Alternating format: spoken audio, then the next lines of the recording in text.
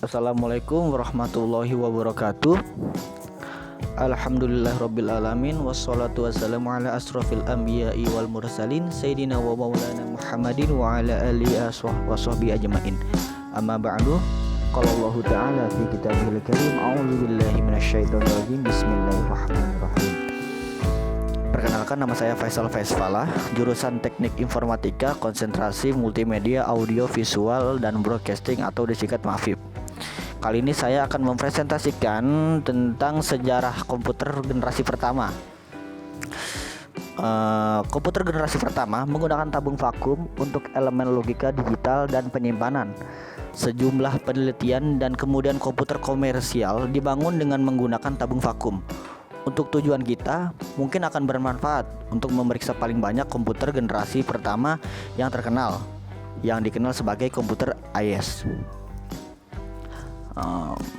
Pendekatan desain dasar yang pertama kali diterapkan di komputer AES adalah dikenal sebagai konsep program tersimpan. Ide ini biasanya dikaitkan dengan ahli matematika John von Neumann. Alan Turing mengembangkan ide tersebut pada waktu yang hampir bersamaan. Publikasi pertama dari gagasan itu ada dalam proposal tahun 1945 oleh von Neumann untuk yang baru komputer atau EDVEC, Electronic Discrete Variable Computer. Pada tahun 1946, von Neumann dan rekan-rekannya memulai desain penyimpanan komputer program disebut sebagai komputer AES di Princeton Institute for Studi Lanjutan. Komputer AES merupakan meskipun tidak selesai sampai tahun 1952, adalah prototipe dari semua komputer tujuan umum berikutnya. Lanjut ke slide selanjutnya ya. Nah, ini dia contoh dari gambaran komputer AES pada masa tersebut atau generasi pertama. Ini dia struktur yang menunjukkan umum komputer AES. Ini mungkin gambaran struktur secara visual dua dimensinya ya.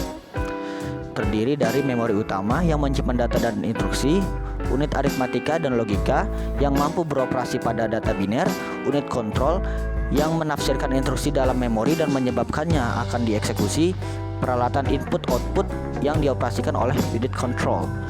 Struktur ini diuraikan dalam proposal von Neumann sebelumnya yang sangat berharga, mengutip sebagian pada saat ini. Karena perangkat utamanya adalah komputer, perangkat harus melakukan operasi dasar aritmatika yang paling sering. Ini adalah penjumlahan, pengurangan, perkalian, dan pembagian. Oleh karena itu, masuk akal bahwa itu harus berisi organ khusus hanya untuk operasi ini. Namun, harus diperhatikan bahwa meskipun prinsip ini mungkin masuk akal, diperlukan cara khusus untuk mewujudkannya. Pengawasan ketat, bagaimanapun juga, bagian aritmatika pusat dari perangkat mungkin harus ada, dan ini merupakan bagian spesifik pertama. Kedua, kontrol logis dari perangkat, yaitu urutan operasinya yang tepat dapat dilakukan dengan paling efisien keluar oleh organ kendali pusat. Jika perangkat ingin elastis, yaitu sedapat mungkin untuk semua tujuan, maka harus ada perbedaan dibuat antara instruksi khusus yang diberikan untuk dan mendefinisikan masalah tertentu dan organ kendali umum yang mengelolanya.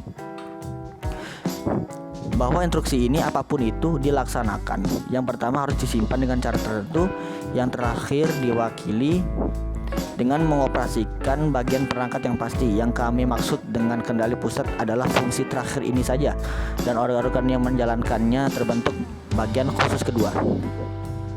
Ketiga, perangkat apapun yang akan menjalankan urutan operasi yang panjang dan rumit, khususnya perhitungan, harus memiliki memori yang cukup. Instruksi yang mengatur masalah yang rumit mungkin merupakan bahan yang cukup besar, terutama jika kodenya bersifat tidak langsung yang ada di sebagian besar pengaturan. Bahan ini harus diingat, bagaimanapun total memori merupakan spesifik ketiga bagian dari perangkat.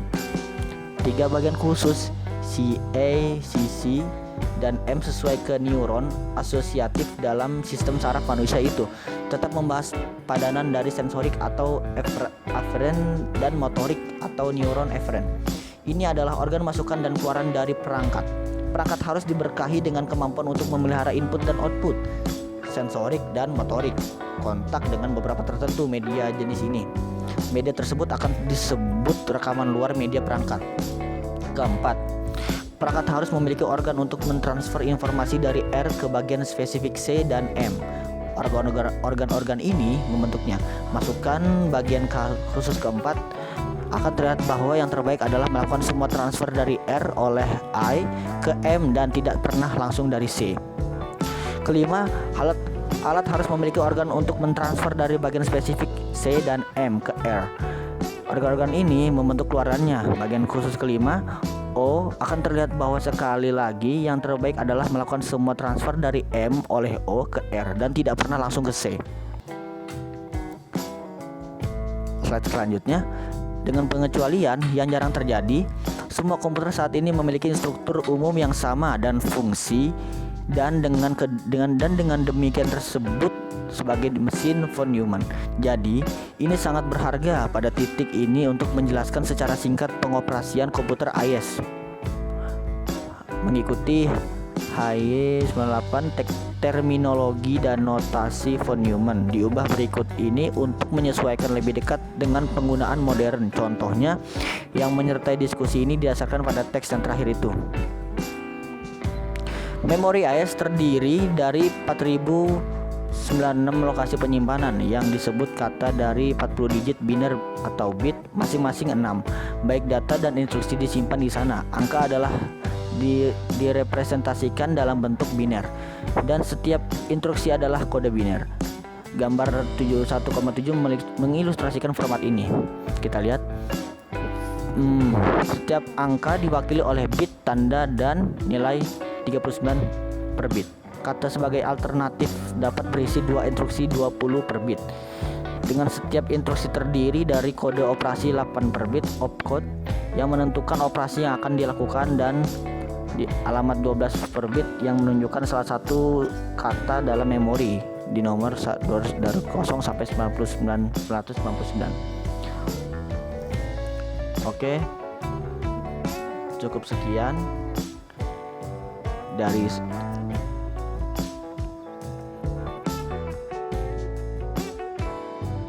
cukup sekian dari saya.